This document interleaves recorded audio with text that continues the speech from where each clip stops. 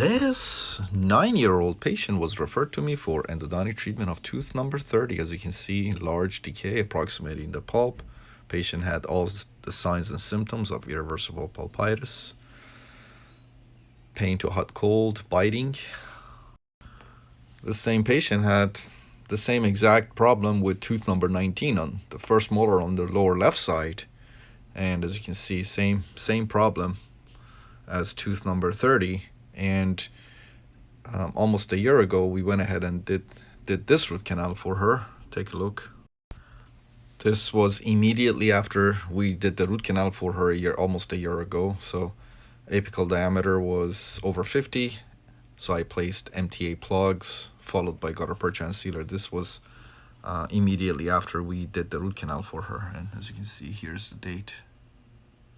And this was just last month when she came to see me for tooth number 30. We took a couple of PAs of tooth number 19 to make sure it was doing okay. And as you can see, tooth is doing beautifully.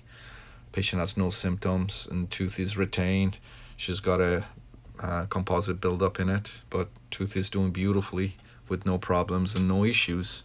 As you can see, that's the date.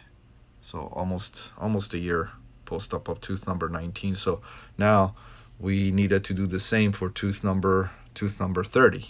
So here it is. That's exactly what we did today. So we went ahead and IV sedated her, conscious sedation, and everything went beautifully. Went ahead, removed the decay. There was huge pulp exposure, of course, and the apical diameters were over 50. So MTA plugs followed by gutter perchance sealer and temporized the tooth. And mom and grandma are going to take her back to her dentist for the permanent restoration. So as you can see, these teeth, when the root canals are done properly with the apexification using MTA, they have a very good long-term prognosis. So there is no need to extract them. And then some people were saying, oh, like you need to extract it and then move number 31 orthodontically.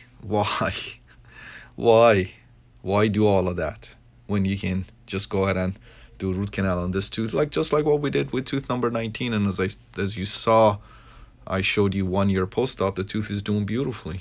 So why extract a permanent tooth out of a 9-year-old, or last year she was 8, mouse, and put her through ortho and all the pain and suffering on no ortho to pull number 31, which may or may not even be possible. Everything went beautifully, as you can see here.